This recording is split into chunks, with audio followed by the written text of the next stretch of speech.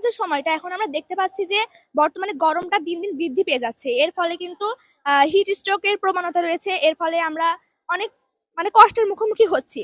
আর কিছু কিছু স্টুডেন্ট অনেকেই আমরা শুনতে পাচ্ছি যে হিট স্ট্রোকের জন্য অসুস্থ হয়ে পড়ছে। অনেক লোক গরমের জন্য অসুস্থ হয়ে পড়ছেন, যার ফলে আমরা স্কুলে আসতে পেরে আমাদের ভালো লাগছে, অনেক ভালো লাগছে। কিন্তু আমরা গরমের ফলে যে কষ্টটা সহ্য করছি, সেটা যদি একটু ব্যবস্থা করা হতো তাহলে ভালো হতো।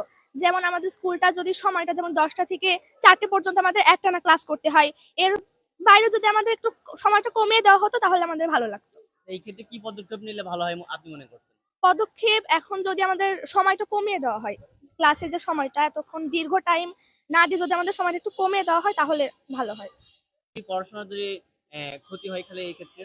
পড়াশোনার ক্ষতি তো হচ্ছিলই, এতদিন যে ছুটি ছিল এর পরে আমাদের অনেক গ্যাপ গিয়েছে, সেগুলো এখন পূরণ করার জন্য আমাদের শনিবারে স্কুল খুলে দেওয়া হয়েছে। তো সেই জন্য পড়াশোনার দিকটাও বিবেচনা করে, গরমের দিকটাও বিবেচনা করে কোনো একটা ব্যবস্থা যদি নেওয়া হয় তাহলে ভালো হয়।